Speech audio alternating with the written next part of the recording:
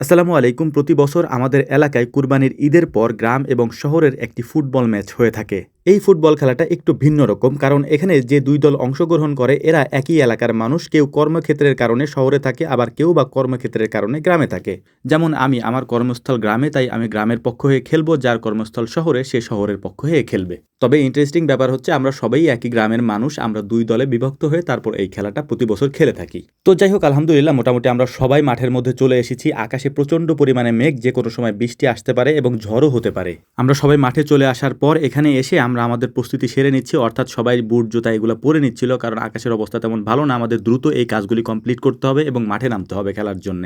প্রতি বছর এই খেলার আয়োজনের সময় আমাদের এলাকার বড় ভাই যারা শহরে থাকেন বা যারা গ্রামে আছেন তারা আমাদেরকে অনেক বেশি সাপোর্ট করেন, আমাদেরকে অনেক বেশি সহযোগিতা করেন, যে কারণে এই পুরো খেলাটা আমরা সুন্দরভাবে পরিচালনা করতে পারি। এখানে গুরুত্বপূর্ণ একটা বিষয় বলি, যাদের কর্মস্থল গ্রামে, অর্থাৎ আমাদের যেরকম কর্মস্থল গ্রামে, আমরা গ্রামের পক্ষ হয়ে খেলতেছি, আবার যাদের কর্মস্থল শহরে তারা শহরের পক্ষ হয়ে খেলতেছে। এখানে এটা ভাবার কোনো অবকাশই নাই যে শহরের মানুষ ভালো খেলবে না, গ্রামের মানুষ গ্রামে থাকে তারা ভালো খেলবে। এর কারণ হচ্ছে শহরে যারা থাকে তারা গ্রামের সব থেকে ভালো ভালো প্লেয়ার। তাদের ভালো ফুটবল খেলাটা আমাদের গ্রামের এক ধরনের পরিচিতি। এই কারণেই মূলত হচ্ছে তাদের সাথে পেরে ওঠা বা তাদের সাথে পারাটা খুব কঠিন হয় প্রতি বছরই। তো যাই হোক, খেলা শুরু হওয়ার আগেই প্রচণ্ড পরিমাণে ঝড় এবং বৃষ্টি শুরু হয়। এই বৃষ্টির মধ্যেই আমাদের এখানকার যারা শহরে ভালো পর্যায়ে চাকরি করেন, কেউ বা শহরে ভালো ব্যবসা করেন, তারা আমাদের মধ্যে খুবই গুরুত্বপূর্ণ কিছু কথা বলছিলেন মাদকের বিষয়ে, খেলার উৎসাহ দেওয়ার জন্যে। কারণ খেলাটা আমাদের একদিনের জন্য, তবে তাদের কথাগুলি আমাদের সারা জীবনের জন্য পাথেও। এই কারণেই খুব গুরুত্বপূর্ণ কথাগুলি আমরা খুব মনোযোগ দিয়ে শুনছিলাম। তো যাই হোক, এরপর দুই দলের গেম প্ল্যানিং, তাদের কথাগুলি তারা বলতেছিলেন কিভাবে তারা খেলাটা সাজাবেন। আমরা আমাদের কথাগুলি বলতেছিলাম যে আমরা খেলাটা কিভাবে পরিচালনা করব। এরপর মূলত আমাদের মূল খেলাটা শুরু হয়।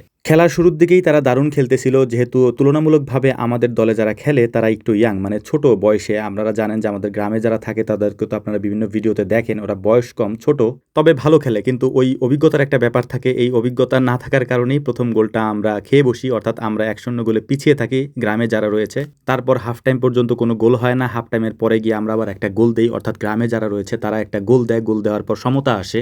এরপর খেলাটা খুবই উত্তেজনাপূর্ণভাবে চলছিল। তবে অনেকে প্রশ্ন করতে পারেন যে ভাই আপনি খেলেন না। আমি মূলত পায়ের ব্যথার কারণে নামতেই পারিনি, কারণ আপনারা জানেন গত কয়েকদিন আগে আমাদের গরুর খামার থেকে গরু বের করতে গিয়ে হাতে, কোমরে এবং পিঠে ব্যথা পাই। সেই ব্যথাটা এখনও রয়েছে। এর পাশাপাশি ঈদের কয়েকদিন আগে আমাদের একটা হাট ছিল, ওই হাটে আমরা একটা গরু নিয়ে গিয়েছিলাম এবং ওই গরুতে পা দিয়ে পাড়া দেয়। এর ফলে আমার বাম পায়ের বৃদ্ধাঙ্গুলির নখটা উঠে যায়, যে কারণে আমি খেলতে পারিনি এবং নামার পরেও আমার পায়ের ব্যথার কারণে আর খেলাটা আমার পক্ষে সম্ভব হয়নি।